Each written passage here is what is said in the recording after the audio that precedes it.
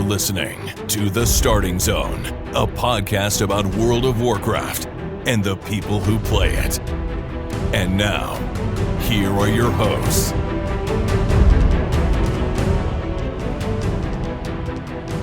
Well, hello and welcome to The Starting Zone, the podcast about World of Warcraft, people who play it. Today is November 8th, 2022, and my name is Spencer Downey. Thank you so much for listening and subscribing to the podcast. I'm joined today, as always, by my co-host, Jason Lucas. Jason, how are you doing this fine Tuesday? Spencer, hello. This is our last show in a world with 12 classes. That's true. How about that? Yeah. Man. This is the last week of the very weird, very slow ramp up pre-expansion kind of period. So next week we'll have all kinds of interesting stuff happening, but there's like one more week to kind of work some of the kinks out and get used to UI stuff and talent tree stuff and all that. So yeah, still a very weird time in the game. There is some interesting news and stuff this week, but I mean, the in-game stuff is it's been a very weird experience. Pre-patch kind of cycle here. Although, you know, this week we'll talk about it, but this week is a great week to level up tunes if you're interested in doing any of that. Yeah, it certainly is. It's it's going to be interesting to see what next week feels like. I think next week will be when I actually start to really get on board the hype train for Dragonflight. I'm excited about it, but it's just lying dormant, right? You're sort of like waiting for the sleeping dragon to wake.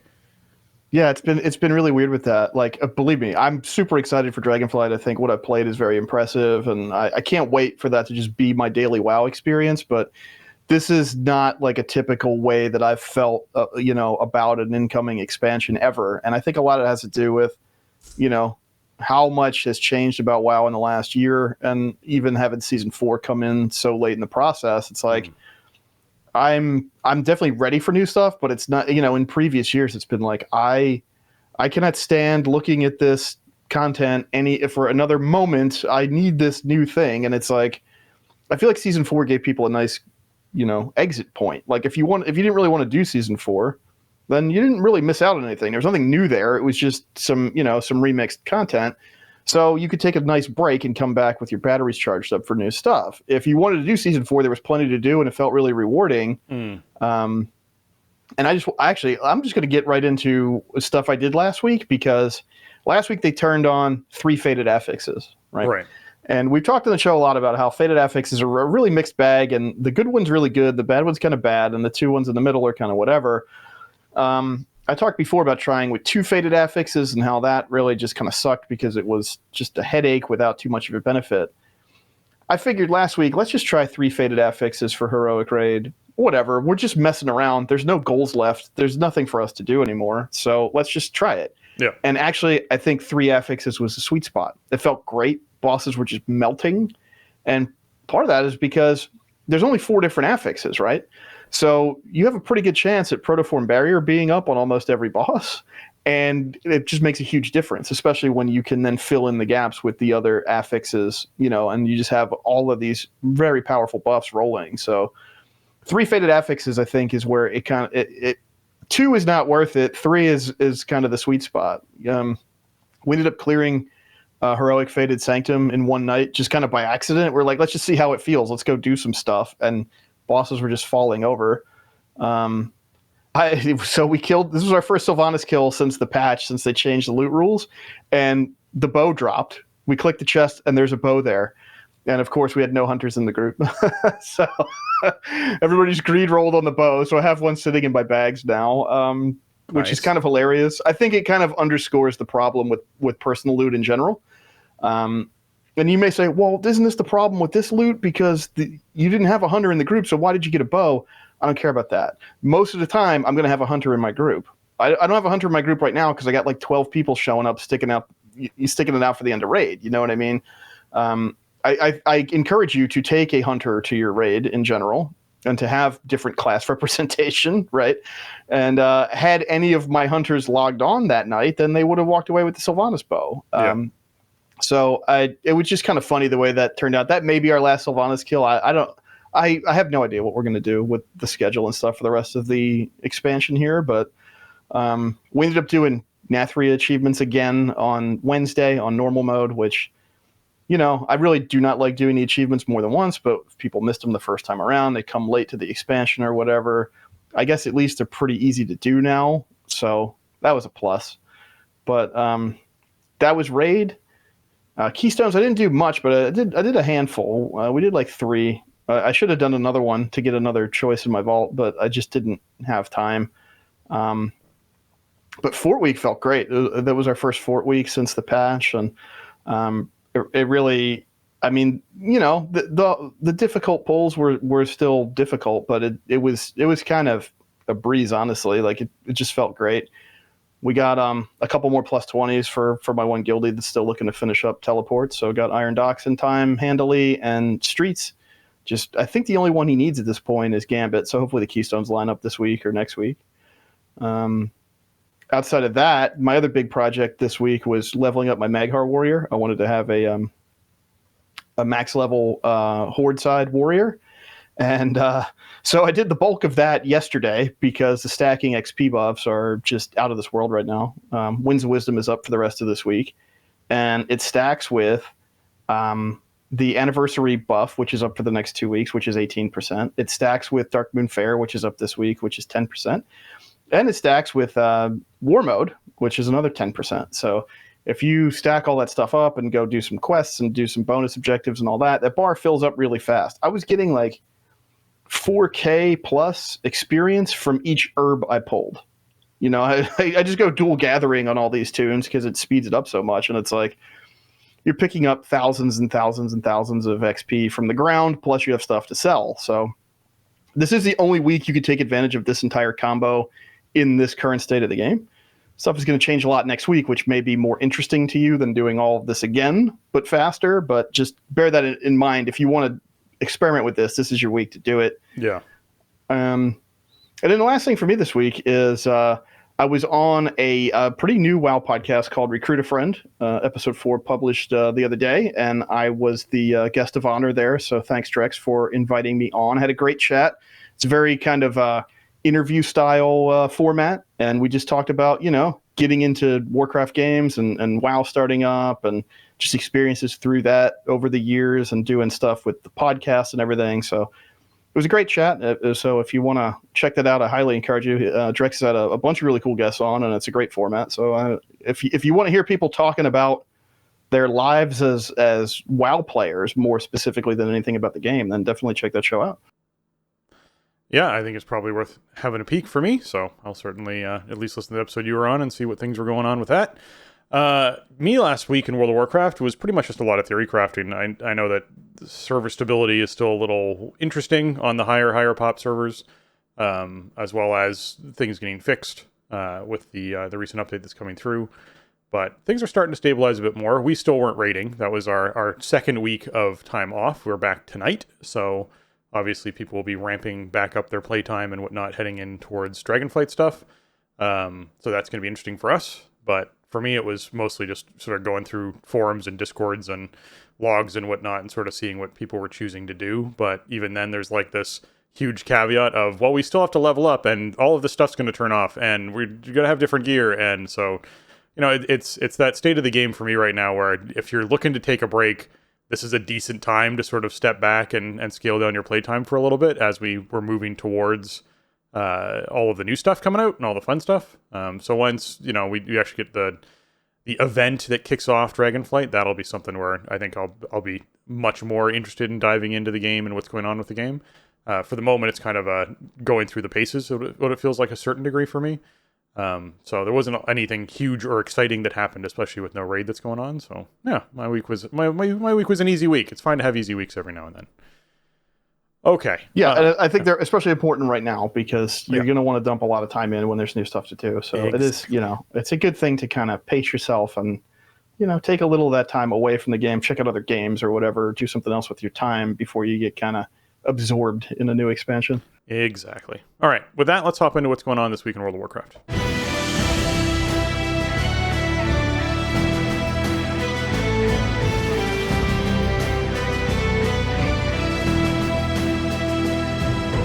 All right, this week in WoW is the Mists of Pandaria Time Walking event, which means characters level 50 and up can enter time walking versions of Gate of the Setting Sun, Temple of the Jade Serpent, Stormstow Brewery, Shadowpan Monastery, Mogushan Palace, and Scholomance. It also means that the Sign of the Mists buff is up, which increases the reputation gains from combat and quests by 50% in Mists of Pandaria. So if you are someone who wants to enjoy some mists, you can certainly do that as far as the amount of dungeons you can run or just get some reputations done. Obviously, the loot's nothing, wonderful, really, when it comes to the 236 stuff that actually comes from the dungeon drops. There are, obviously, time-walking vendors, which you can buy, pets and mounts and some fun transmog off of. But if you are still sort of thinking about, leveling up a character like Jason talked about this week, you can pick up the quest for the normal cache of Fated Gear. That's that 278 item level stuff for completing 5 of these time-walking dungeons. That's certainly worthwhile doing if you're power leveling some tunes and you're thinking about hopping in Dragonflight. It's a nice piece of gear to sort of get you going on that character.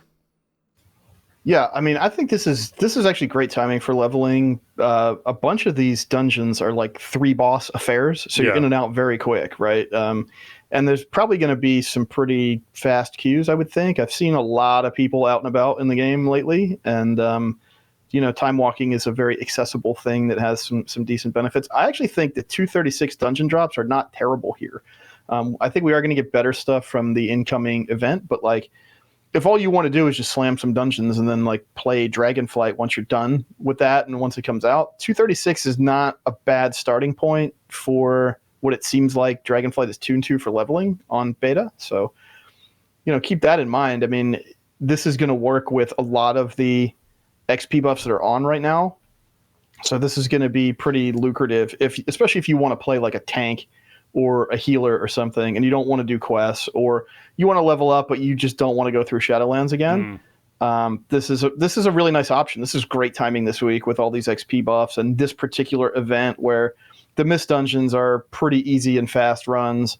So yeah, definitely check it out. I don't know if I'm going to do this on my main or not, just for the normal Fated cache. There is still one item I would like to walk away with just to mess with it, but man, that's a big pool to try to, stake your hopes on one shot at something from the entire thing. Yeah. All right, things to do this week and today and, obviously going forward. Obviously, Patterns and Patterns, that weekly Zereth Mortis quest. The PvP quests for the week are rated battlegrounds and arena skirmishes, so if either of those interest you, hop into those. Temple of Hot Magoo. Speaking of Mists of Pandaria, Temple of Hot Magoo is the brawl for the week, which means it's the shortened death timers, and you can throw the ball around to each other, and it's a bit more silliness and craziness. So certainly worth hopping in for some Temple of Hot Magoo. It was one of my favorite ones to do back when I was doing a bunch of PvP on a regular basis. This was a really good week for brawls because it was just a lot of fun. So if you haven't checked out Temple, certainly do the brawl for the week. You get yourself that Marks of Honor, Conquest and Honor as well. Those Marks of Honor I like to use for transmog. That's one of my favorite things to do with them, is buy up the old PvP sets and make sure I have all the stuff that I was looking for as far as that goes. So it's a good time, and you get a little reward out of it. Yeah, if you need a higher intensity version of Hot Magoo, then this week's brawl is for you. It is pretty fun. You can blow up your friends with it and stuff. So I don't know. It's cool. The best part is the super quick res timers, man. That's what really makes it fun. You just back out there constantly. Yeah, especially in that one, can feel like when you die, you can resurrect on the opposite side of the arena from where everything's happening. So if you're down for a long period of time, it can often feel like it's hard for you to get back into it. But getting up a little faster means you're more likely to get back into the action faster, which is more fun. So yeah. World bosses for the week. Obviously, everything's all faded, so just keep that in mind. But the big bone construct Mortanus is up. You can head out there and knock him down for some memories, Jason. You might be interested in grabbing. Yeah, so Mortanus has your fighter class, type legendaries. You got Guile Charm for rogues, Vegeta for warriors, and Kiefer for monks. And this is the last week of Mortanus while it still even remotely matters. I'm not saying that it matters this week, but if it was ever going to, this would be the last time that it did, right? Because by the time we're through all the way back through the rotation, we'll be back in Dragonflight. So if you want to just fill out your memories panel, your legendary powers panel, or you want to maybe make one of these and just mess with it for the last couple of weeks that you can, then don't forget to go over to Maldraxxus this week. Yeah. Morgeth, the Tormentor of the Damned, is obviously the big construct that's up inside Desmond Terron. And then, of course, there's Antros inside Zereth Mortis. All of these drop in faded gear, so if you're looking to pick up some loot on one of those characters you're leveling, or just get yourself a little more prepared for Dragonflight stuff, be sure you're knocking all those out. Also a good hefty little chunk of anima for each of them, so just, keep in mind that if there's anima rewards you're trying to get before stuff goes away, good time to do that. Mythic Plus affixes for the week is Tyrannical Bolstering Explosive, meaning bosses have more health and inflict increased damage. When any non-boss enemy dies, its death cry empowers nearby allies, increasing their health and damage. And while in combat, enemies periodically periodically summon explosive orbs that will explode if they're not destroyed in time. So, this is one of those, I would almost say, nice tyrannical weeks in a sense. There's not a lot of bosses that explosive kind of comes in as a huge, massive negative that you're super worried about. You do have to pay attention to them, but they do die very easily. Bolstering doesn't affect tyrannical bosses at all, unless you somehow drag a whole bunch of trash on top of them, which you probably shouldn't do. And then I'm not sure if you can still bolster bosses. I don't think you can anymore, but you might still be able to. I think they shut that off. I thought they did, but that was very scary when you could do it back in the day. I remember that wasn't seeing the it thing happen. you wanted to do. Yeah, don't do that. But yeah, as far as bolstering goes, it's hey, when you're killing trash, try to kill everything at the same time and AoE cleave it all down. Like that's what everyone wants to do anyways. So it's kind of, right. Just keep those numbers large. Yeah. It's one of those cases where, you don't want to pull one pack into the next pack because then you can bolster the fresh, enemies that are running in. So chain pulling less ideal this week, but as long as you're, paying attention to that, it's a pretty good tyrannical week to sort of end this all off on. Yeah, I don't think it's too bad. If it was fort bolstering explosive, it would be like, oh, buddy, you're in for a ride this week. Yeah. But bolstering's not that big of a deal when enemies don't have as much baseline health and damage anyway. And again, cleaving is usually a good thing. So, you want to, you're not going to be like super punished for doing that by bolstering. Whereas like for raging, maybe it could be a little bit worse if you don't have a way to soothe it. And also the buff is not that big. So if there's a particularly dangerous mob that you need to just single target and burn down that then bolsters a couple other mobs, like as long as that's pretty much the extent of your experience in that combat, that's probably fine. Explosive can be really disruptive if you don't have, ideally you have like one person who's sort of just on top of it and has some kind of instant cast thing they can hit them with and make them go away. If you don't have that, you will suffer. Like you do have to pay attention to explosive or it will hurt you and you will die and you will not be happy. But yeah, I'm trying to think of like bosses in our current pool that have a really bad overlap with explosive. And I guess it kind of depends. I can't think of any that I've done this season. Like I'm thinking of Iron Docks maybe. And you have the Saberon boss that lets the wolves out of the cages. If those wolves are explosive eligible targets, that could be a real mess. Stuff like that where you have a bunch of ads spawn into a fight and then they all, pop an explosive. Actually, second and last boss might be pretty bad in Docks with explosive as well, depending. You get displaced a lot on the last boss and there's two targets up at once. So this something to pay attention to. If you had like, I run a lot with a Resto Druid, and he usually is just like ready to moonfire explosives whenever they appear, and so we just mostly don't have to worry about it. The explosives don't take any damage anymore; they have like no health, and almost anything pops them. You just have to pay attention to them. So, yeah. I mean, my first impression of Tyrannical post patch was that the bosses just felt like they were alive forever. So we'll see if that holds up this week as people kind of refine their builds a little bit more and get a little bit more comfortable. The damage felt manageable, but it was just like, this boss is alive for like 30 seconds longer than it feels like it should be, So we'll see how that goes. But this is our next to last Tyrannical week, right? Yeah, we got. If for season 4, even though we're in the postseason, if you need points for Tyrannical, like just keep that in mind. You got this week and the week of the 22nd for Tyrannical points, and you only have the week of the 15th for fort points. So if there's some threshold you're trying to hit for rating, keep that in mind. I don't know. I didn't look ahead to what the next rotation is, but this is a pretty good Tyrannical week, I think, for pushing if you need points. Yeah.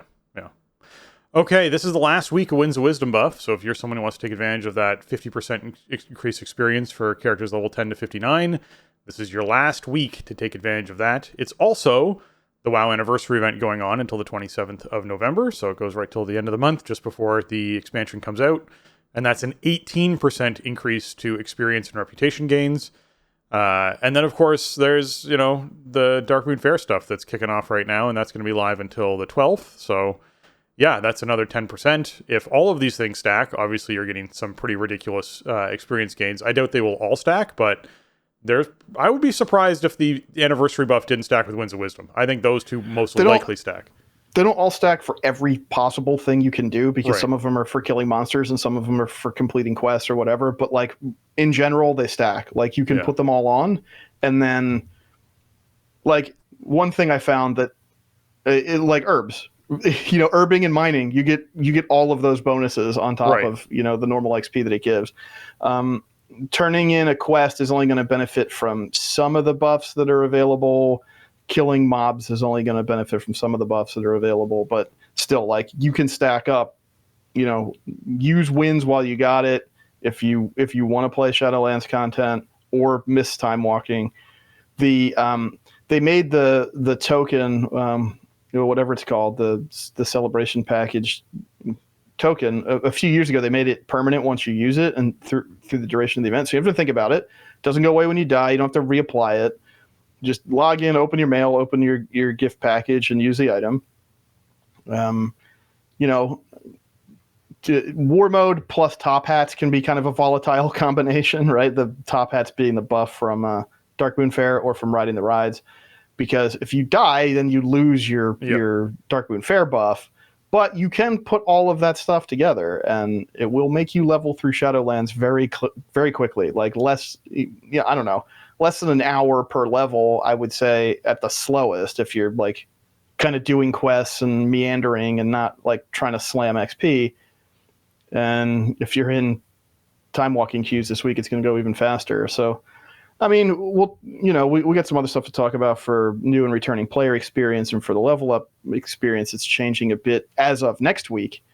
So if you want to hold out for that, I get it. You'll still have the 18th anniversary buff. Like, that's nice. And, obviously war mode remains an option, but they're also kind of redoing the XP required per level from 1 to 60. So, I kind of understand, like, I want to check out the new experience. I'm not interested in doing this stuff again. For me, it was like, I have the time to do it right now, and it's very efficient, so I'm going to do it. Yeah. And, maybe I'll check out the process on another character at some point, after next week. But man, for this week, if you just want to see that bar fill up really fast, this is your time to shine. Yes, it is. There's also the, as we mentioned with the anniversary event, there's also some other rewards. You get 200 Time Warp badges just for you picking up your package from the mailbox when you log in. You also get a quest to go visit Chromie inside the Caverns of Time, which leads you down there where there's a whole bunch of other stuff you can do. So down there we have the daily trivia question that you can answer. That is a large amount of experience. So if you're someone who wants to just log in a character, do a trivia question, log out, that's a great way to passively level up a character without having to do very much work at all.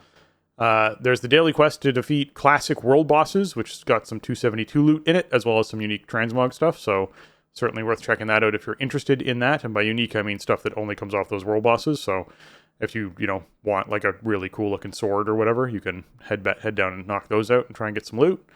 Korak's Revenge, which is the Alterac Valley, battleground kind of Stormpike battle ram versus Frostroll Snarler mount stuff that you can do. That all kicks off every year. So if you're someone who did this previously, obviously you'll probably already have these mounts. But if you're someone who has not, feel free to hop into Korak's Revenge.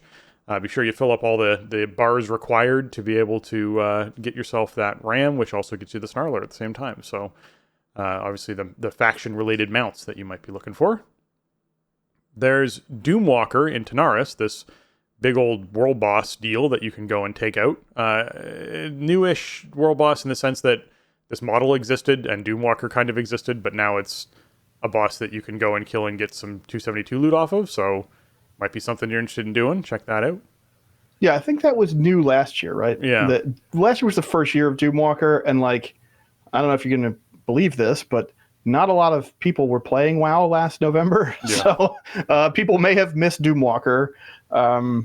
And I think, I could be wrong, and it's hard for me to verify at this point because I did Doomwalker last year, but Doomwalker drops an Illidari Doomhawk mount and a Doomwalker trophy stand toy, and I believe both of those drops are guaranteed. So don't forget to go to Caverns of Time and kill Doomwalker at least once. There is also like a one-time quest that gives a fair amount of XP for killing Doomwalker. Plus, Doomwalker also has the chance to drop 272 loot. I don't know if that's a weekly chance or whatever, but either way, well worth your time to do it at least once on somebody in your Toon stable somewhere. But yeah, that's something people may have missed if they were away from the game this time last year and have been coming back recently, because that was the big Shadowlands addition to the anniversary event was Doomwalker. Yeah. There's also a time walking badge vendor, which sells off bronze tinted sunglasses, a bunch of celebration wands for the different races, a corgi pup battle pet.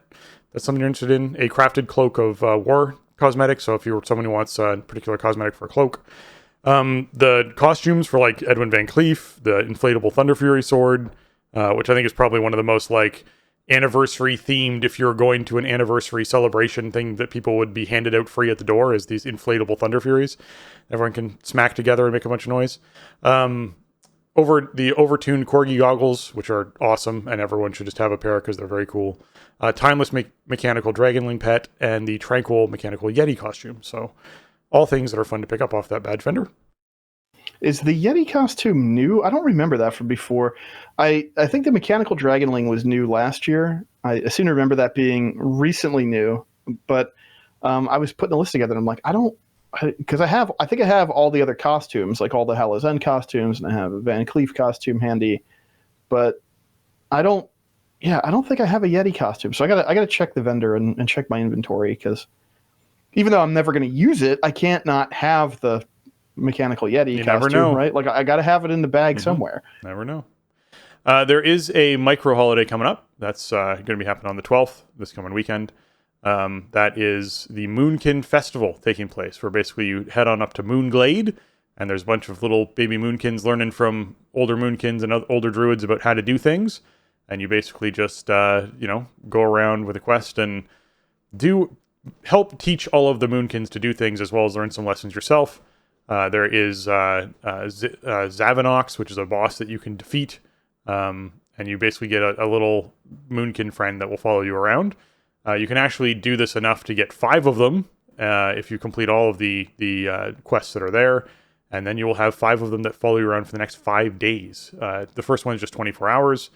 It's adorable. They are amazing, and basically you end up with a little Moonkin hatchling that casts spells on stuff when you're actually attacking them. So you might be going into combat and fighting something and watching your little Moonkin friend like cast Moonfire on it and shoot off little spells at it, which is adorable. So yeah, definitely take advantage if you can of this.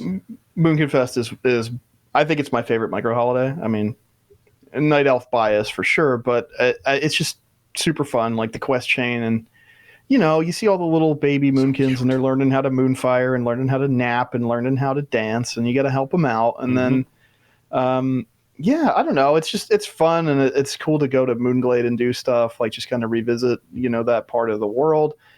I would caution you, especially with Core X Revenge going on, if you do your baby Moonkins, if you enter a PvP instance, you will lose them, and you will not be able to get them back for the year. So keep that in mind. I made that terrible mistake a few years ago, and I learned my lesson. So don't enter PvP instances if you want to hang on to your baby Moonkin flock.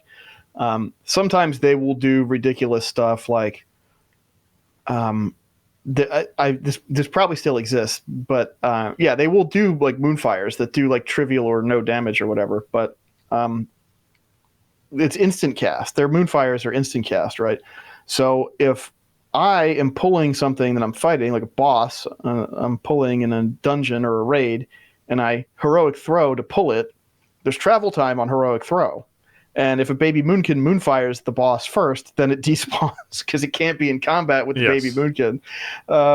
So yeah, that's kind of a funny thing that I always end up doing sort of by accident during Moonkin Fest week. But definitely like A+ micro holiday. You should do this on Saturday and then hang out with your baby Moonkin buddies for a week. Definitely. Yes, I fully agree with that. There were some hot fixes that came in this past week, mostly things just fixing spell interactions that weren't working properly, but there were some buffs going on. Resto Shaman had their damage all increased to a lot of their spells that they cast, so clearly trying to get their damage numbers back up, make them feel a little more viable in a hybrid position for healing and damage. Warlocks got another pass as well, just making sure that a lot of their damage was tuned around a little bit better. And then in general, the user interface had a couple of things get fixed. They fixed an issue where the background FPS was uncapped. If the foreground FPS was basically told not to be throttled, so it meant that we ended up with people who were having issues whenever they would tab out of their game because their game would still be running at max frame rate. So that's less than ideal. Thank you for not burning out my GPU while I'm looking at a website or like in some other window. I'm glad they fixed this. I didn't notice this myself, but again, I haven't been playing as much where it's like, oh, I would be tabbed out or like, WoW wouldn't be my active window. Lately I've been playing to play and actually do stuff. So, but yeah, that's a pretty big issue. I think that's not the kind of thing you want in a game like WoW. So I'm glad they fixed that. Yeah, and then for those for those Mac users out there, they fixed an issue that was basically when you tabbed out of the game, it was starting to cause memory leaks with the game. I hate memory leaks. They're one of the things I dislike the most inside of coding because it just means that my computer slows down until it goes, I hate this, and stops. So I'm glad that they resolved that for those Mac users. And they fixed an issue where action bars could get cleared when switching loadouts. That sucks. If you are bouncing around... That sounds like a nightmare. Oh my God.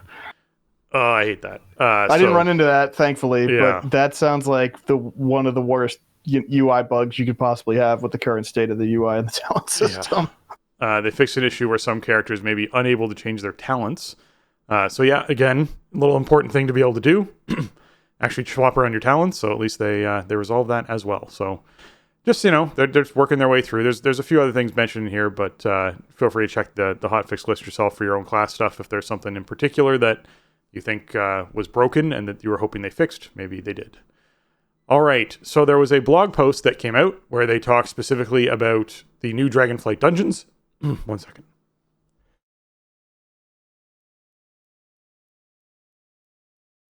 Sorry about that. And inside this, in this in this blog post that they put out, they talk specifically about the new Dragonflight dungeons. They want to do a bit of detail behind the stories and the bosses and things that are happening in it. Jason and I are planning on doing a little episode that was once more people have access to these and have seen them, and Dragonflight's like a thing, where we actually go through a little bit more of this in a more in-depth. But if you're someone who wants to get a little bit hyped about some of these dungeons and learn more about the bosses that are in them and some of their background, certainly check out this blog post. Obviously, it'll be linked in the show notes. In general, though, a lot of these are looking really pretty. They posted some screenshots from them, and from what I saw in beta, as well as what they're sort of advertising here, there's ones like the Ruby Life Pool is just like amazing. I'm very excited to get in there and spend a lot of time in there. And I'm also excited to go back to the Azure Vault, which is essentially the Nexus sort of area, to see a space like that again.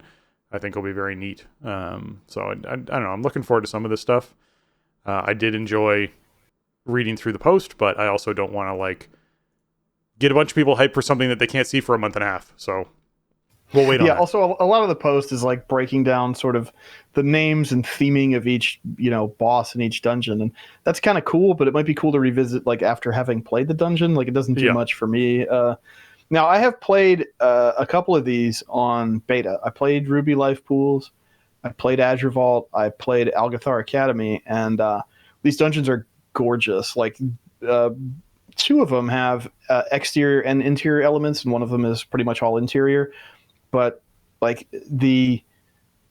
the interior and exterior level design is fantastic. All the new props and everything, graphically, the game looks so nice in this Dragonflight content, and the use of space is really interesting. Algathar Academy is huge. It feels like to me.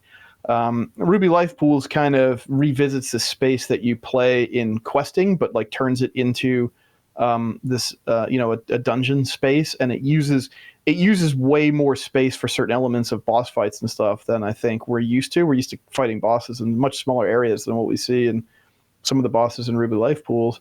And Azure Vault is kind of it reminds me of, it's in the vein of those dungeons where you're sort of descending down into, there's a long kind of twisting, staircases, and you're descending down into this space, and I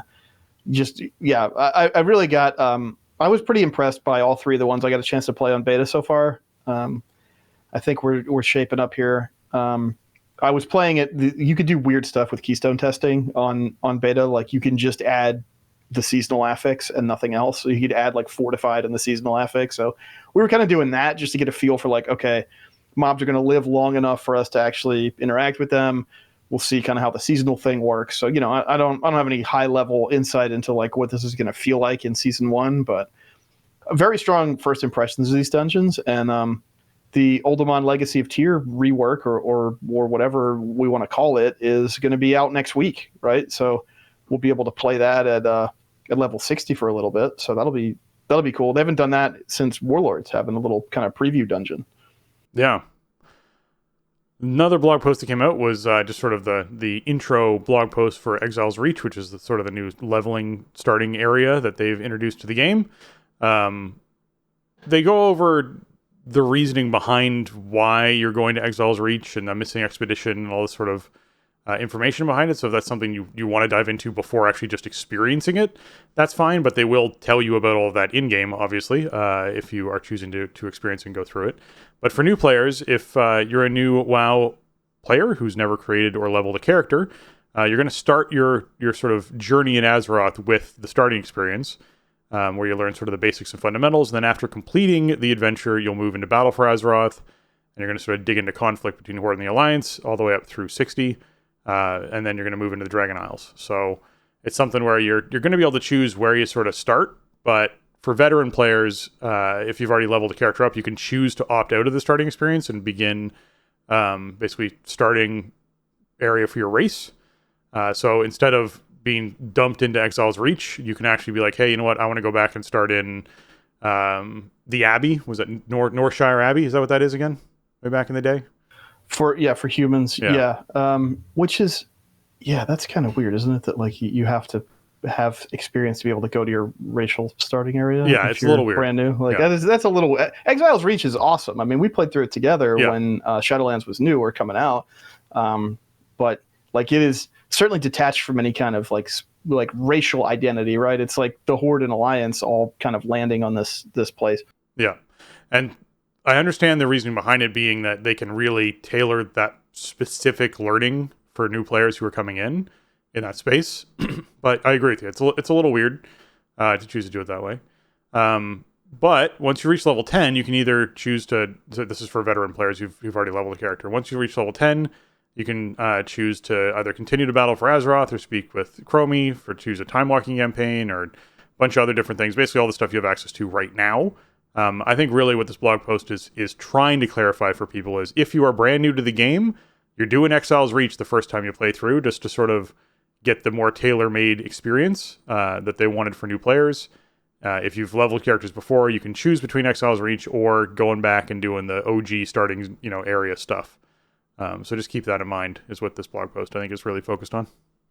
Mm-hmm. Yeah, it's kind of I thought it was kind of strange that they highlighted it, because Exile's Reach is not new, but there are a lot of people coming back to the game, and the new and returning player experience is going to be really important for a little bit here. And also, I mean, there are some changes to Exile's Reach and to Chromie Time as a result. We have the new talent system, right? And a big draw of the new talent system is you get a talent point every time you level. It didn't work like that when Exile's Reach came out. So you would like learn some skills and stuff from talking to different NPCs. You have little quests to do that would like teach you how to use them, which were awesome. But like now you also have that layer of, okay, you do levels 1 through 10 here. That also means that you get, 9 talent points or whatever on your way through. So that's really nice. And the other nice part about this post is that they spell out like the veteran experience with the changes to Chromie Time, which I feel like hasn't really been officially explained in a satisfactory way with timing information and everything, right? I mean, we've had so much discussion about that in our Discord and everything because the messaging just really wasn't clear, I think, until this post came out. So you will have the ability to, it says beginning with phase 2 of the Dragonflight pre-patch. In other words, next week, the 15th, you can time walk campaign all the way up to level 60. So you could stay in, Burning Crusade. If you can get to 60 in Burning Crusade, you could do that. You can choose Shadowlands for your time walking campaign experience if you want. At that point in time, you could choose whatever expansion you want. You can jump around expansions by talking to Chromie. But for the last couple of weeks, it's been more of a question mark. I mean, it was especially confusing 2 weeks ago when the patch was new. Like, how is this going to work?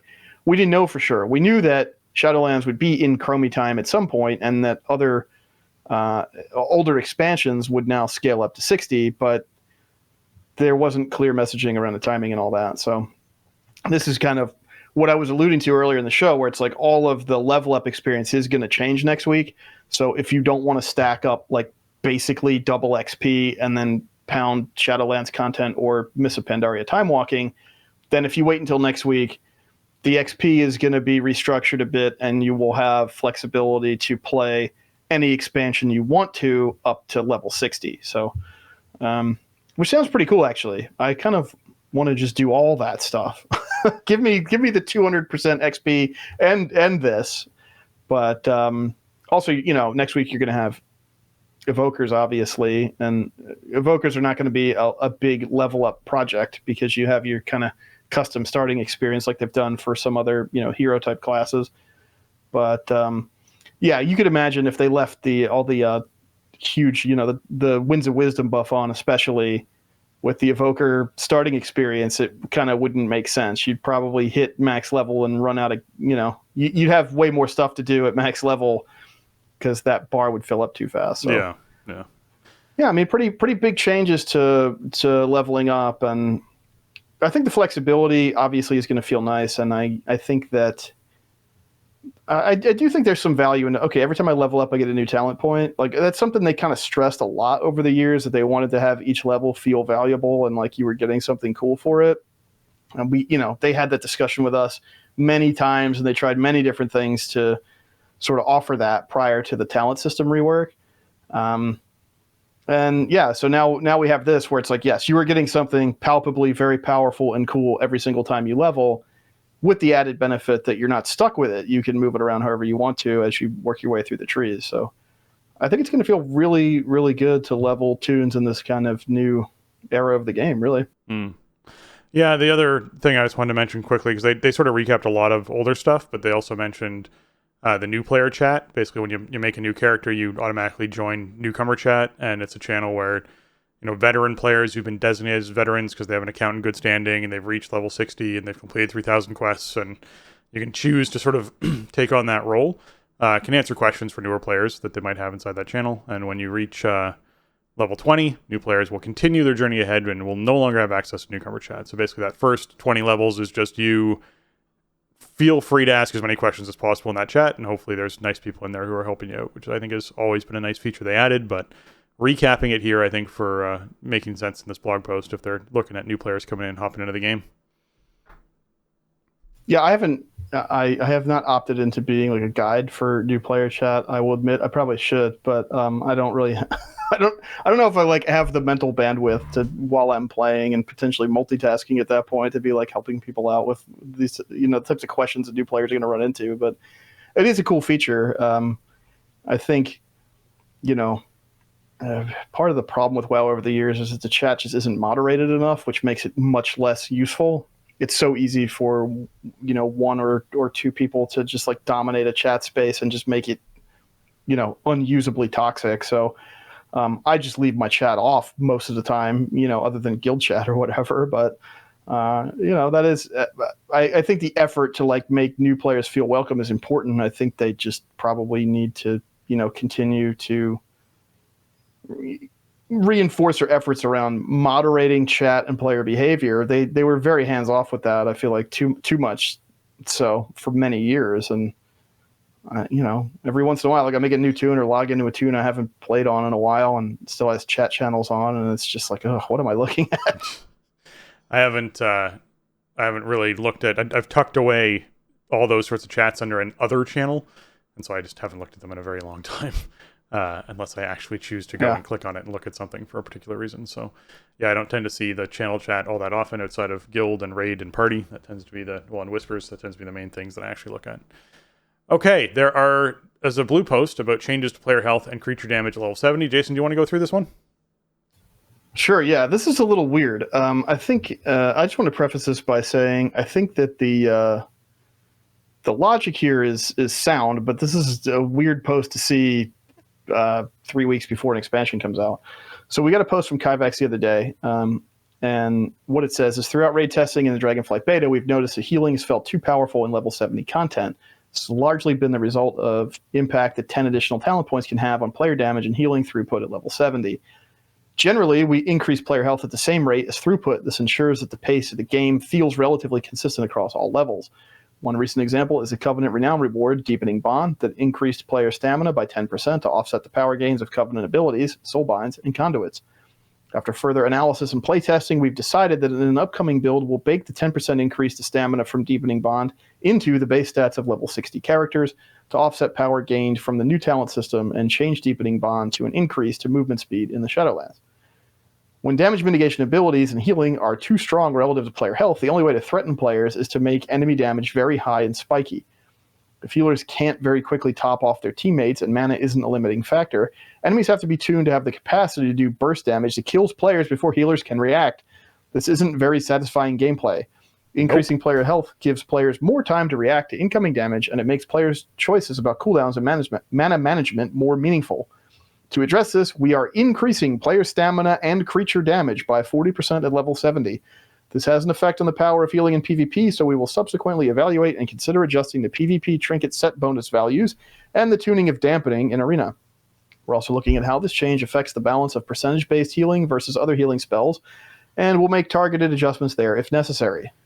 Oof. So, yeah, I mean, this is a huge change to combat, like, very late in the process, I feel like. I mean, the reasoning here is sound, and we have seen in previous iterations of the game, I think of, like, you could potentially say in, like, Icecrown Citadel, you could say in Siege of Orgrimmar, where it was sort of this arms race. Like, it was very important to get as much stam as you possibly could because, because of throughput tuning, the only way that the game could kill you was just by spiking you out of control where nobody could counterplay.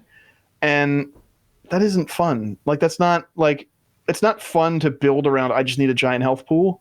And it's not fun to be like, oh, well, I missed this tiny window where I could have reacted to incoming damage and I missed it. And so now, we're dead and we wiped. I think philosophically, like, I like what they're saying here because we talk about the concept of, like, counterplay on the show a lot and interactivity. And that's what we want, right? Like, that's what makes gameplay feel good, is if you feel like you're having an impact on what's happening around you. But yeah, this is, like, they've already done a lot of raid testing. Are they done raid testing? I don't know what the schedule's like. I don't know if there's more raid testing on the schedule, but they've already done a lot. So, like, yeah, and so if there's nothing else out there scheduled with these changes, like, this is going to be really weird at first. I think, because I feel like the players who have tested it and maybe theory crafted around the testing are not going to necessarily, be able to provide any kind of insight into what the game is going to feel like when this stuff goes live. And I mean, on its face, I don't think it's bad. I think it might just be a little bit jarring out of the gate, especially if people have impressions based on earlier kind of, beta builds and tuning on beta. If they were just upping creature damage by 40%, then I would be concerned. But, I'll take the 40% stam too. All right, here's the part that doesn't sit well, all right, for me. To address this, we're increasing player stamina and creature damage by 40% at level 70. Mm-hmm. What's the number one thing that happens for players as they level up in a new expansion for World of Warcraft that they complain about? Feeling so underpowered and overwhelmed at level 70, or at the max level of whatever that expansion is going to be. So my concern, and this is just my concern, your gear doesn't change much from 69 to 70. You're going to get a large health boost but creatures are also going to suddenly do more damage, and you're going to still do the same amount of damage as you did previously, which means it's going to take you, a little bit of adjustment time. There's going to be this weird snap that happens between, hey, you know what? I go out into the world and I kill this rock monster, and I've killed it 3 times over the past few days as I leveled up my character. And now when I want to kill this big rock monster, suddenly it's like chunking huge parts of my health away, which I was not expecting for it to do. That is one of those things that feels odd when there's a large adjustment like this at a particular level, particularly max level. You feel like you're getting weaker as you level up, which is the concern I have when I see this, right? Is this going to feel like you just got nerfed when you go from 69 to 70? Was stuff easier to kill and easier to deal with at 69 than it was at 70? That's a concern for me, because it shouldn't be that large of a change, but a 40% change is a very large change. Right. I mean, you would hope that it'll be tuned at 70, the appropriate values, and then scale from 60 to 70 along that curve. You'd hope. But it's not explicitly stated here. Yeah. But that would be pretty weird if, like, you level up from 69 to 70 and then instantly get an extra 40% stam over what you had, and your HP pool explodes, and then, you're just in combat with stuff forever because you're not doing increased damage, and it's hurting you more, so you need that extra stam. I mean, yeah. I guess we'll have to see. I mean, that's my concern. Right? It could be weird. Yeah, I think that'll be short-lived if it ends up being that weird. Like, they'll probably either adjust the outdoor world or you'll have avenues of gearing up quickly enough that it's not going to be very painful. Yeah, I just dislike that, because we've had it in many expansions now, where as you level up, you start to feel weaker, and by the time you hit max level, you just feel incredibly weak in the world that you're in, which doesn't feel good for a player at all. To be like, man, when I started out, I was doing great, and I'm killing the same things because of all the, you can level in whatever zone you want stuff that they do with all of their scaling in the game at the moment, where it's like, yeah, I go out and I kill these 3, monsters every day as part of my sort of routine that I like to do, and the monsters have progressively gotten harder and harder for me to kill. That feels strange, right? So I would dislike if this is a big snap change. I'd like it if they did in fact scale it over time, so it just sort of blended in with the process, and if that's what they're planning on doing, I just wish they'd vocalized that, because when I see this, I just get that little red flag pop up where I'm like, I'm a little concerned that this is going to be something at max level where we suddenly feel really weak again, and I don't want that. Okay. Yeah, really. Yeah. Changes to tanks and solo shuffle. Well, so everyone likes to participate in stuff, regardless of which role they play, and tanks want to be able to participate in solo shuffle too. So this comes in from Bornak, who says, hello, we've been following this conversation about tanks in our new PvP mode solo shuffle. Tanks have long been a design challenge for PvP, as their abilities and tuning are intended to allow them to survive against multiple enemies or dungeon raid bosses. In battleground modes, like Capture the Flag, where a team is killing a specific player is the primary objective, the existing design for tanks can work well. When one team needs to coordinate their burst and crowd control against the other team's tank and healers, and use their defensive abilities and positioning. But in the case of Arena, the general survivability of tanks, particularly when they are also good at dealing damage or healing their teammates, aka prot paladins, can be infuriating to experience for other players. Our first attempt at addressing this problem in Solo Shuffle was to replace healers with tanks in matches where they were involved and to pair strong off-healing tanks, specifically Protection Paladins, against each other. We talked about this on a previous episode about Solo Shuffle, where basically healers were just getting the boot out of Solo Shuffle, and they were putting in tanks in their places, and in cases with Prot Pallies, they were always putting them, essentially against each other in that healing role, which, and you wouldn't have like a Guardian Druid and a Prot Pally, you'd have 2 Prot Pallies all of the time when they could do that. The feedback we've heard from you is that these matches are not enjoyable for other players and more needs to be done. Yeah, in other words, tanks are too strong inside this situation. They need to adjust them. We want to make it clear, though, excluding tanks from Arena Solo Shuffle is not an option we are exploring. We create content that is available to everyone, no matter what their specialization. And there are some players who enjoy playing one specific class or specialization. We do not want to isolate those players and believe there are more design options for us to explore. This is where I feel like they're going to be like, introducing tank only solo shuffle, tanks against tanks. It's an all out tank brawl. And you're like, oh, well, that's going to take 4 hours. Okay. As we continue to discuss the best solutions to the system and how to create a more positive experience in solo shuffle for all players, we decided to make the following changes to tank solo shuffle. Protection paladins will remain classified as healers and will only be placed in matches where there is an other healer who is a protection paladin. Remaining tank specializations will be classified as damage dealers, with a maximum of 1 tank damage dealer permitted in the match. Alongside these updates, we will also be looking closely and actively at tuning tank PvP abilities, specifically how they fit in solo shuffle. These changes will be live soon in Dragonflight Beta and are planned to be up with the Phase 2 of Dragonflight pre-expansion on the 15th. So the interesting thing to me about this is it sounds like what they're saying is, outside of the Protection Paladin situation, which remains the same, they're basically just going to occasionally just have like a Guardian Druid or, you know, Avenge DK be a DPS. But they're only going to have one. They're not going to have 2 Guardian Druids as DPS. You're going to have one inside of that rotation that works their way through. This will be interesting to see. I'm curious as to how this ends up feeling for players who do solo shuffle a lot. I'm curious how it feels for the tank who's being thrown into a DPS role, whether you just feel like a god in that situation or whether you're feeling like you can't contribute very much. It's going to be a curious thing to hear what community feedback is. Yeah, this is such a weird Yeah. thing to me. I feel like excluding tanks from solo shuffle is just the correct choice. As a tank main and somebody who only ever really plays tank specs in any situation, I don't ever off spec or really main. You know, I don't spend any time on classes who can't tank.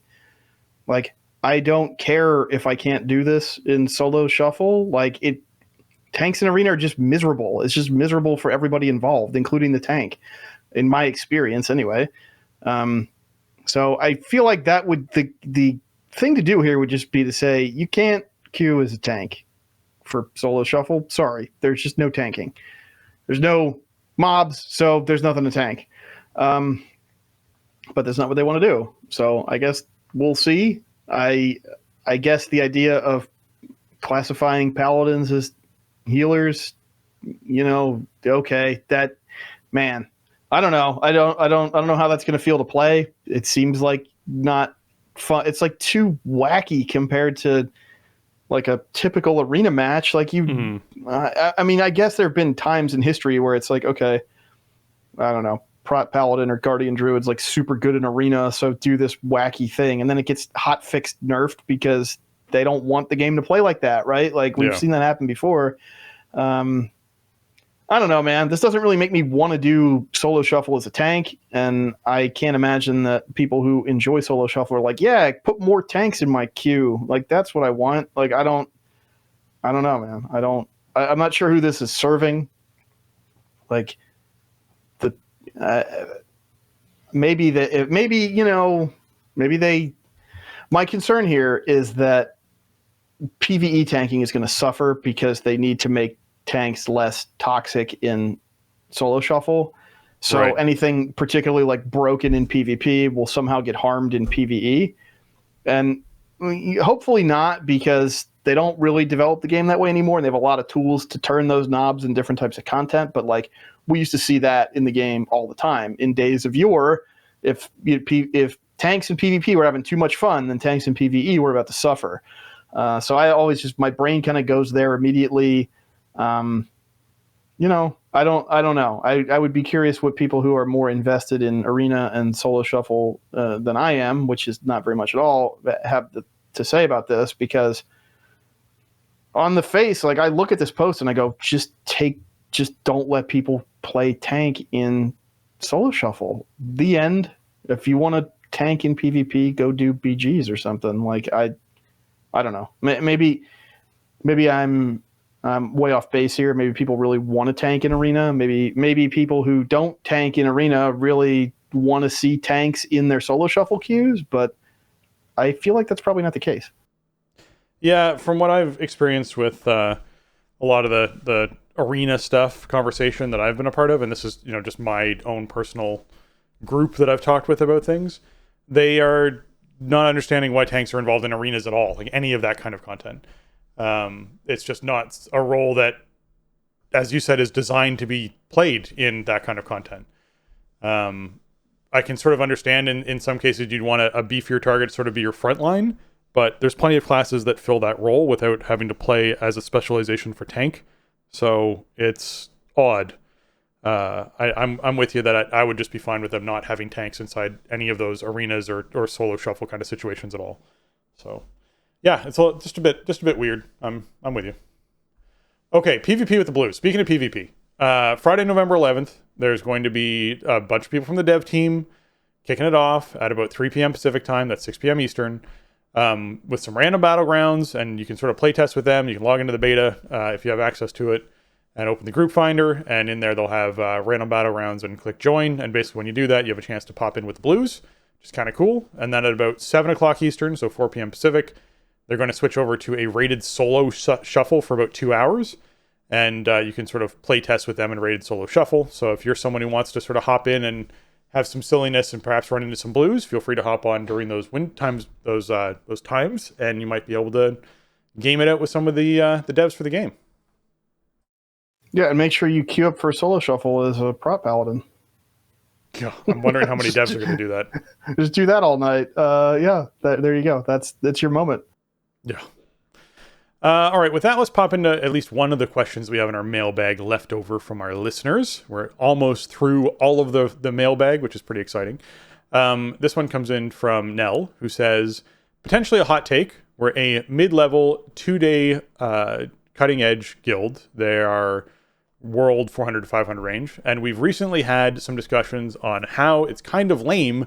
We rarely get to kill the same version of the bosses that the world first or higher Hall of Fame guilds get to do. Now, I'm not hinting or suggesting never nerfing the bosses. Many two-day guilds like mine would probably burn out long before being able to kill the original versions of Halandris or Jailer, or looking back at some of the Painsmith Sylvanas stuff. What I am suggesting is kind of the opposite, and not having delivered the original version of those bosses at all. Effectively lowering the entire bar of mythic rating, but then being very light on any tuning after that. Sure, your very top-end world first guilds will, clear the stuff in 4 to 5 days. They're just going to blow through it. But who really cares about that? Does a raid have to be tuned for only a small handful of guilds to be clear, to be considered good or fun? Does a raid have... I would make an argument that the raid should have never been tuned with them in mind in the first place. Now, I can already see Twitter exploding from all of the elitist world first raiders if a new raid came out and they cleared it in 2 to 3 days.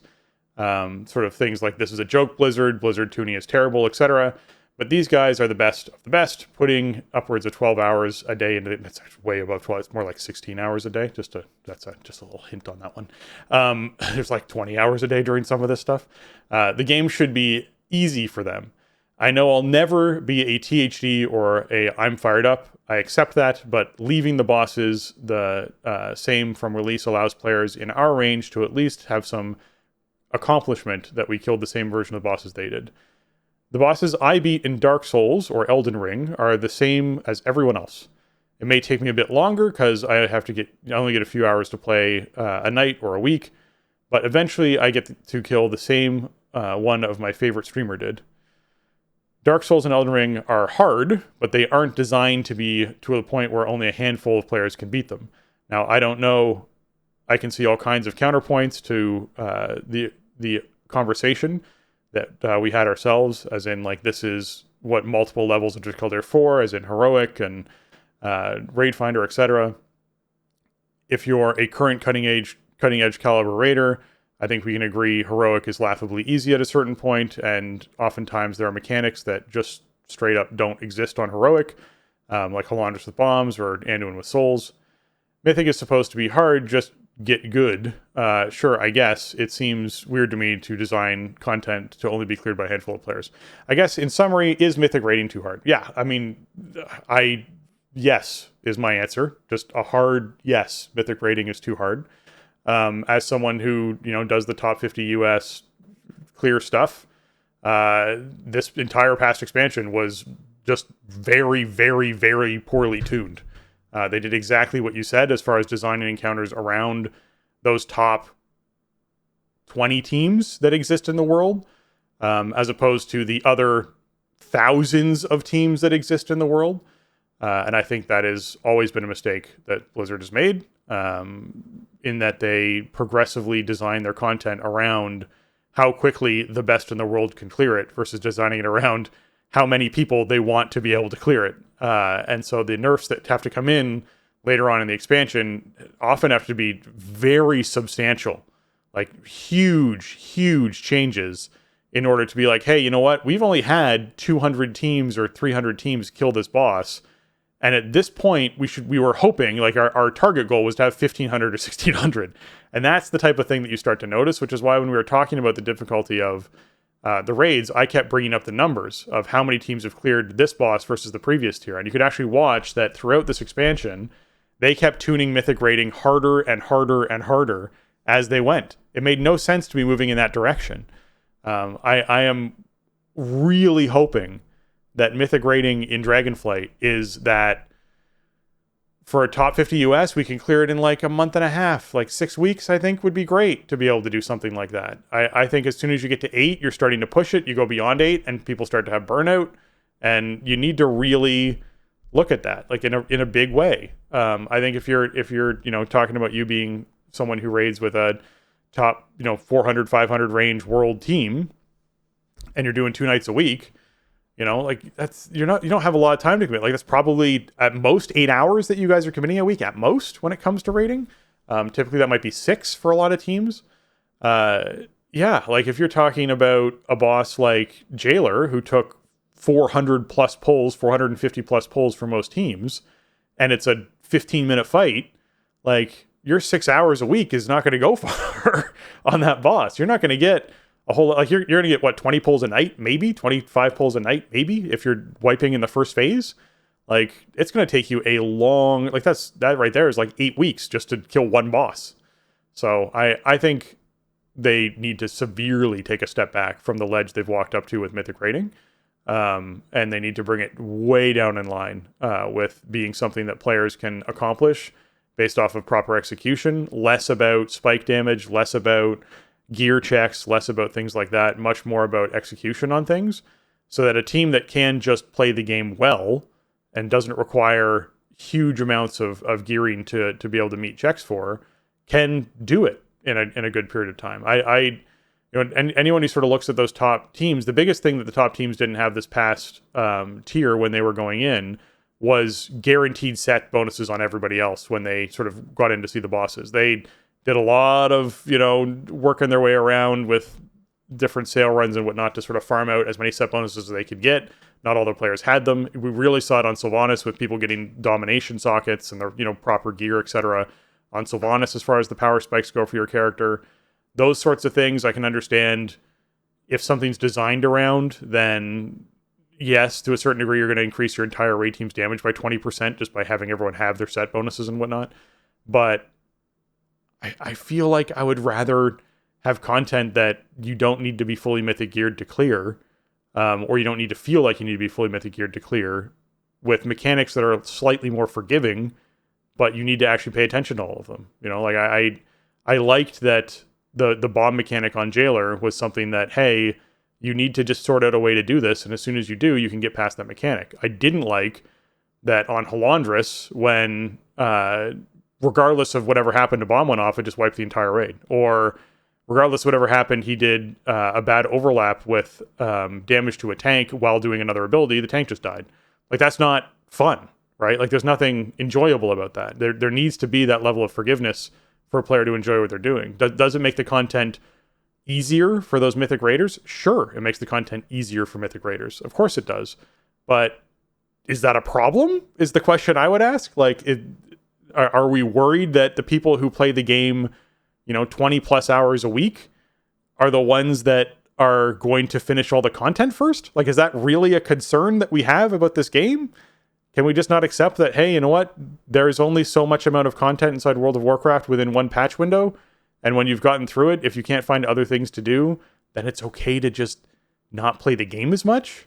Like, I think that's fine. I don't think there's an issue with that at all. I like having things to do in the game. I'll find other things to do in the game that I want to do and have fun with. I'll play other characters. We'll do mythic raids with alts and all sorts of stuff. I'll, go back and get transmog and maybe dive into PvP more. There's lots of other things to do in World of Warcraft that isn't raiding. I don't feel like because you're a mythic raider, your life should only be mythic raiding for the duration of the patch. That just doesn't make sense to me. So I'm with you. I think they could ease it all back a whole bunch. I don't think it needs to be as difficult as it is. And I think designing any content for, well, we don't want bosses to die within the first X many days, so we're going to make this extremely hard, is poor design. It's bad decision making when it comes to making a game like this. Yeah, I mean, I've been saying for a long time that mythic raiding is too hard. Now, Nell sent this email in quite a while ago. I don't remember when this was. I think this was before Sepulchre even came out, which is kind of funny because the Sepulchre was probably like the worst example of this exact problem that Nell was talking about, right? Yeah. Now, I'm not saying that everybody should just be able to, because they pay their $15, to get cutting edge. That's not what I'm suggesting, but I think you do have a lot of people who maybe would be more interested in seeing more fights and trying one more boss or whatever if the bar was a little bit lower. Part of the problem is you need a dedicated 20-player team to attempt mythic raiding, right? And that's a very high logistical bar to clear. It's something I can rarely clear when it comes down to it, and I have a lot of people who orbit around my guild and raid when they feel like raiding, but a lot of them are not really interested in doing mythic raiding, and part of that is because it's so punishingly hard even to get through just a few simple bosses, right? Well, and I just want to put one other thing in here. The longer the content is out, the harder it is to pull those 20 people together. The first month and a half or 2 months of content being out, that's your window to get 20 people together to try something. As soon as you drift beyond that, you start to lose people. So mythic teams have a harder time putting rosters together. You have a harder time getting 20 people together to even try mythic. So, yeah. Right, and that first impression means a lot too. So when something comes out like super overtuned, people who are like, yeah, I'll try mythic, what's it feel like? And then they just get pounded into the dirt, they're not coming back. You know what I mean? Like, it's a delicate balance. I mean, Ian Hazzikostas has kind of publicly admitted that they've tried to tune things too hard for the best of the best guilds in existence, and like, it's just straight up bad for the game. And if you're a super high level player who really prides yourself on being able to tackle these things, that's awesome. But I think overall, like, there's plenty of room to move the ceiling for mythic down a bit without like really actively harming anything, because you have so much content that players are disincentivized from even attempting to do. And I'm not even talking about cutting edge again. Like, I have a team of, I don't know, probably 30, 40-ish people, like individuals that kind of cycle in and out as WoW is interesting or not interesting. And I don't think we got more than 2 mythic bosses in any raid in Shadowlands, right? And part of that is because of various problems with Shadowlands, especially in that first year, that turned a lot of people off and they just never came back. Part of it is the boss tuning specifically, and it's like, well, when it's this hard to get like boss 1, 2, or I guess we got 3 in Nathria, like trying to start on the next one just isn't appealing. So I hope they bring it down a bit. I would like for a team like mine that plays pretty casually to, be able to get halfway through a mythic ID, right? Like, I don't think that's too much to ask when you have like good players with decent, decent skills and a cohesive raid team who just don't have the time to put in, or aren't willing to put the time in, aren't willing to put the wipes in to get to like 4 of 10, 5 of 10. Is that like outrageous? I feel like not, and also we sort of got there in older versions of the game. I do feel like the game has gotten harder over the years, and I don't know. That is one of my big hopes for Dragonflight, is that they put their money where their mouth is when it comes to walking back that, that skill ceiling, that difficulty ceiling on mythic raiding, and they do make it a bit more accessible. Again, I'm not saying I want to stroll through to an easy CE without sweating over it, or, just raiding 4 to 6 hours a week and getting there. Like, I don't think I think they can make a significant difference to the experience without going that far, I guess is what I'm really saying. Like, yeah, you can tweak what mythic raiding means without really losing that much in the process. And again, like, at the end of the day, you still have server rankings and, region rankings and all that stuff. Like how fast you can get through it, the overall item level at which you can get through it, that stuff matters. And that's a way for teams to distinguish themselves too, beyond just like, oh, well, we were able to do this, therefore, this is a mark of distinction among all players in our region. Right. Like, okay, that's good and it should be, but also you have these other ways that players and teams can kind of compare themselves or feel like they have some kind of identity or accomplishment around it. There's plenty of room here to do, something other than this kind of, I feel like it's really a trap that they've fallen into in the last 2 years, or 2 expansions, I mean to say. And it goes right along with when the big top in the world guilds started live streaming their Mythic Raid prog. Yep.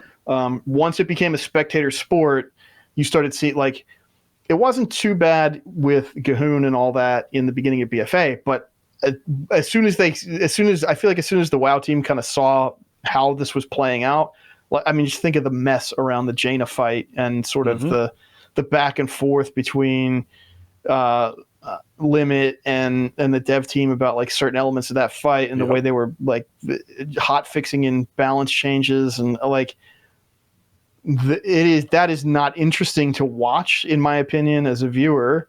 And also the point of Team 2 building WoW raid content is not to have this like back and forth sort of adversarial relationship with the top 5 guilds in the world. Yeah. It doesn't make sense, and it's not good for us, and it's probably not good for the devs either. So just don't do it. Just shave everything down a little bit, make the game more fun for more people.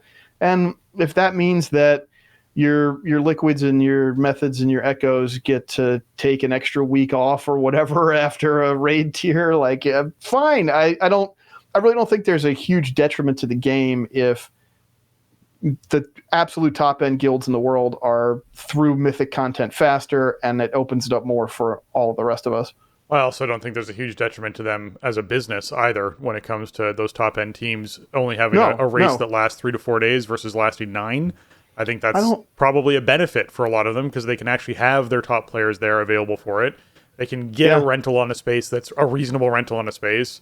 They can bring in more people to be there live. Like when it's a 3 to 4 day event, it's much more affordable to do those things for a lot of people than it is to have it extend out beyond that point. So like even from a business sense, it makes sense for them. Yeah. Right, because you're still going to get all that headline pub, right? And the big moment is the kills, and world first, world second, world third, NA first, EU first, whatever. Yeah, like those are all things that people are tuning in for. Those are the big moments that people want to see. The first day is exciting, but think about how it worked out with some of the the tiers in Shadowlands, where it's like, okay, is it going to be a third reset before this is dead? Or like, does anybody still care about this? Like everybody's just like, it's miserable to watch, to cast for the players themselves. It's like, why, and then to Nell's point too, like it results in the bosses getting like massively reworked over the course of their lifespan so that the boss never really exists the way it was intended for anybody. It's very, very strange philosophy had I think overtaken them in this time period, and I really hope that Dragonflight's a clean break from that. I'm still upset about what happened to Halandris when they chose to go through and do the nerfs and essentially completely and totally remove mechanics that were fundamental mechanics to what made that fight enjoyable, as opposed to just having them be more forgiving. They're like, no, we're just gonna basically remove this entirely by making it so incredibly forgiving you can just kind of ignore that it was a thing. And you're like, oh. And we also are gonna make the boss's health low enough that you just push it through all of these phases before it gets to do any of these overlaps that we were even considering people had to design things around. Like it became fundamentally a different boss, which is just, it's very weird when that kind of thing happens. So yeah, I'm with you on that too. Anyways, thanks for the write-in. I appreciate that. And with that, we're going to play a quick sounder for our patrons. Hi, everyone. I'd like to take a moment to thank our patrons. They contribute a ton to our show and help us to improve on the content we create. Today, I'm giving a special shout-out to Arajian, Celian, Infark, Kapawi, Mibble the Mighty, Nick, and Shorel. Thank you. This sounder is for you.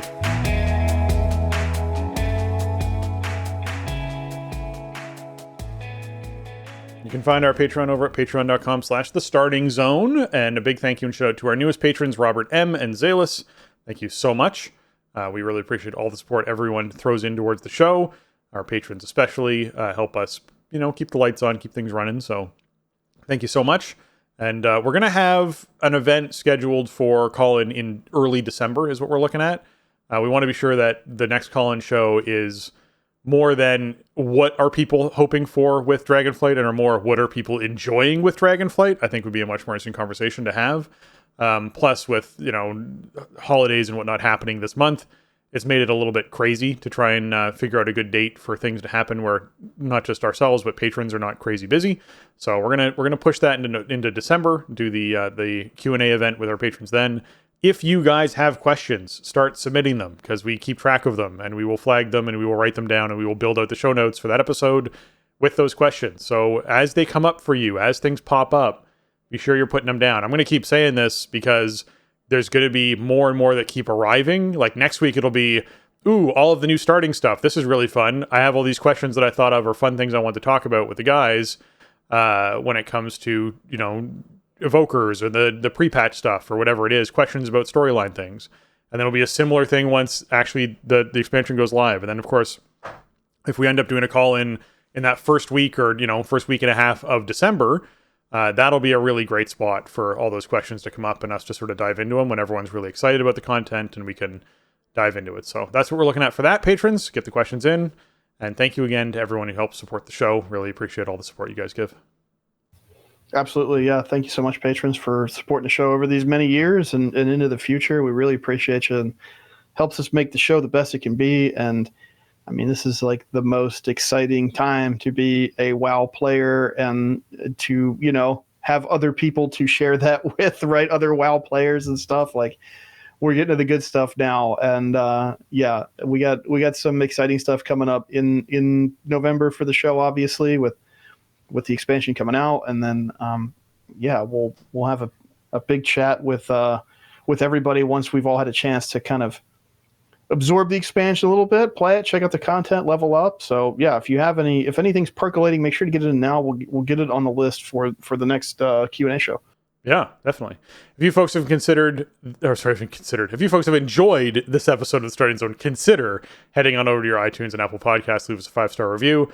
Those reviews really help out our show. We love reading them here from our listeners. We don't have one at the moment, so we'll be definitely popping that in as soon as we can.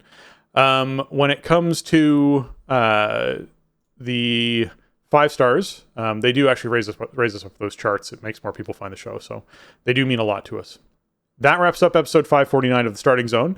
If you want to check out show notes for this episode or leave us a comment on the show, head on over to thestartingzone.com, the official website for the Starting Zone podcast. If you want to contact the show, leave us your feedback, ask a question, you can email us at thestartingzone@gmail.com or reach out to us on Twitter, or you can join our Discord over at thestartingzone.com/discord and hop in there. And we'll chat with you in there, which is kind of fun.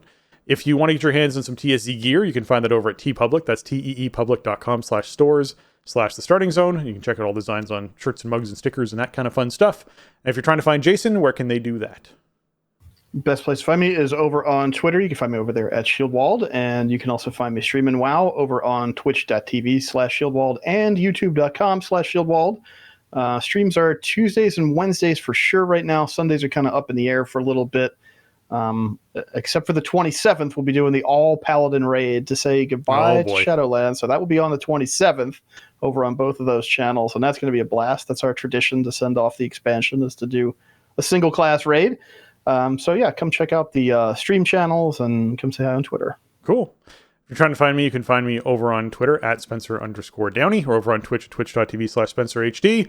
Or I guess now with the whole YouTube change thing that happened, you can youtube.com/@SpencerHD. That is, a thing. And there'll be really old raid boss kills and stuff on that channel, which are kind of hilarious. So if you want to hop in and look at that, you can. I need to start pumping some of the newer stuff to it. But yeah, anyways, if you folks are looking for that, it's youtube.com/@SpencerHD. Throw it a little subscribe and you'll know when stuff pops up on there. Okay. With that, for Jason and myself, we want to say thanks for listening and jobs done.